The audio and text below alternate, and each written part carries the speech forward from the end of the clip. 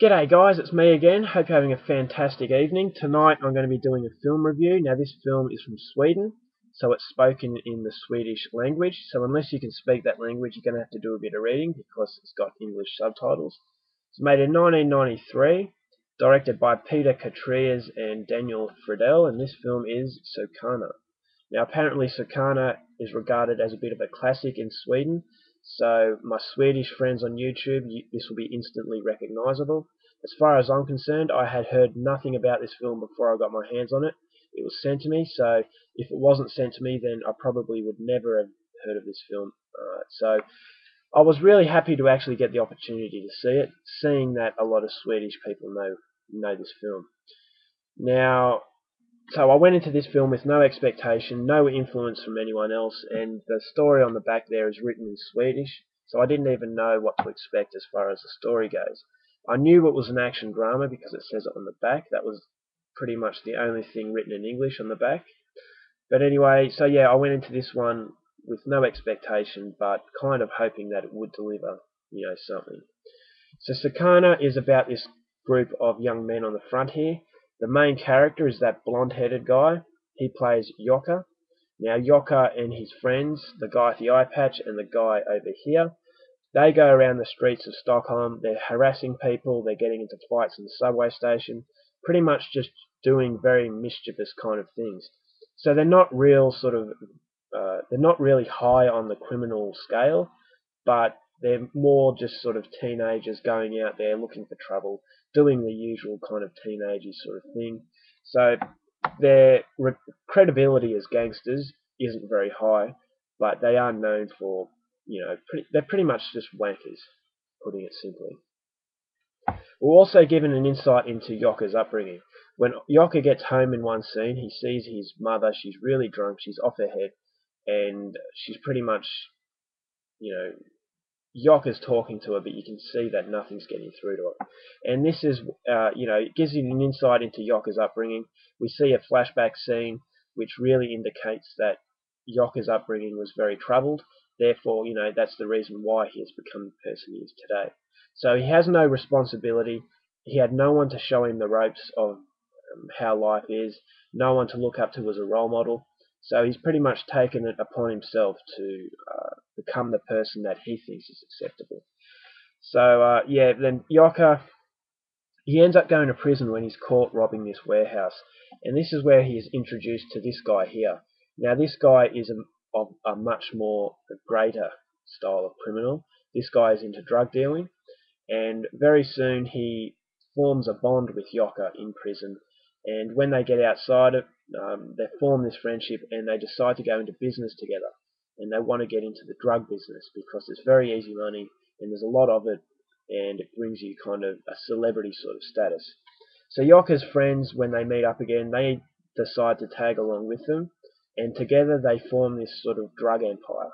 There is a lot of money coming through. They're living the life. Everything's going well for them. But then, like many times with drugs, things start going really bad for them. Some of them start getting hooked on heroin, and their life is pretty much ruined. And then you've got other people who are betraying other people. So it's the common problem surrounding drugs, and we've seen this sort of thing in films a lot. And this one, as far as storyline goes, is pretty similar to a lot of sort of drug-related films. That's as far as I go with the story. Now, this film has been regarded somewhat as a film to laugh at because of the dialogue. Now, I don't know how naturally these Swedish actors deliver their dialogue, but as far as I'm concerned, I had no problem with it because from what I was reading, it seemed alright. I didn't have anything to really laugh at. But, I can't really be a judge of the dialogue and how naturally it was um, how naturally it was spoken. So my friends from Sweden, you're going to be a better judge than me on this topic. So if you want to drop a comment and tell me what you thought of the dialogue and how it was delivered, then please feel free to do so. But I had nothing. Yes, I had nothing wrong. No problem with the dialogue at all. It's a very graphic film with its drugs. Now, as far as violence goes, it's very tame. You see a few beatings. There's a guy who gets shot. but it doesn't have a real sort of graphic nature as far as violence goes. But the drug use, there is a lot of graphic sort of drug use. Needles full of heroin, injecting themselves, seeing the track marks on their arms. So in that regard, it is pretty graphic and pretty disturbing. It pretty much centers around drugs and the success that certain people can get as a result of selling it and being in that sort of lifestyle. So it really is a drug sort of film. Now the acting, I have a problem with the casting. Now these guys in the front here, do they look like criminals to you, or do they look like the next boy band? It's like Backstreet Boys the second. They're supposed to be hardened sort of criminals, but they came across as annoying twats. Now, that's just what I think. I didn't see them as, the fearful sort of criminals. Just the kind of teenage boy who will go out there thinking they're really tough. There's a few scenes where they're strutting, they've got the sunglasses on, they've got their baggy clothes, and, it's the type of person you see out in public who thinks they're really cool, but, they make a fool of themselves, and they don't see that other people are laughing at them. Well, it's kind of the feeling I got with this film and with these sort of gangsters. I didn't really like it. Apparently the blonde-headed guy, he's a real gangster. So I probably shouldn't be saying, they don't look the part, because this guy really is. But, gangsters in Sweden are very different from the gangsters we have here in Australia.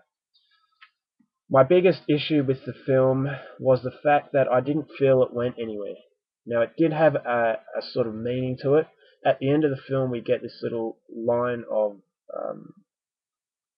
dialogue, which is very thought-provoking, but it didn't really have any relevance to this story. Yes, Jokka's upbringing was very tough and very hard, and very sad, I guess you could say, but that seems to be forgotten. We're introduced to Jokka's hard upbringing to start with, but by the end of the film, it's kind of forgotten. Then, right at the end of the film, the words come up on the screen, and you're left to think about it again. So there was no real maintained in-depth sort of storyline to it. I think it just ended and it tried to be a powerful film, but because it wasn't powerful throughout the whole film, for me it didn't really work, if that makes sense. Now, as I said, the acting, they were all idiots, and the ending to the film, I felt that it left me wanting more. I felt like it didn't wrap up every loose end.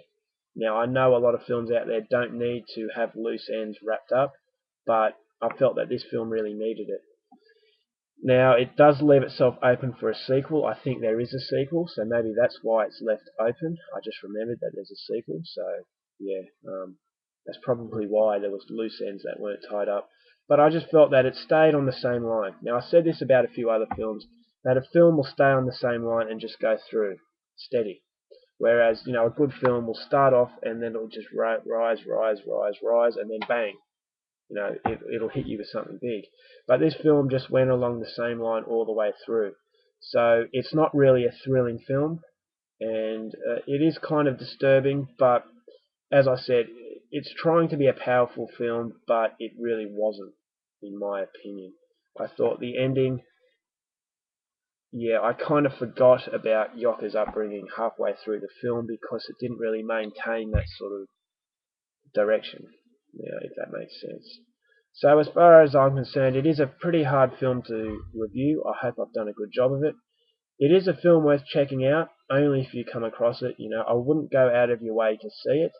It's not a film that's going to blow you away, but at the same time, it's not a film that's really going to disgust you.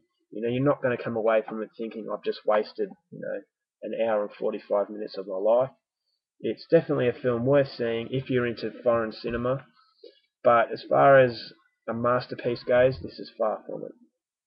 Alright guys, that's my review. I hope you enjoyed it, and I'll see you later.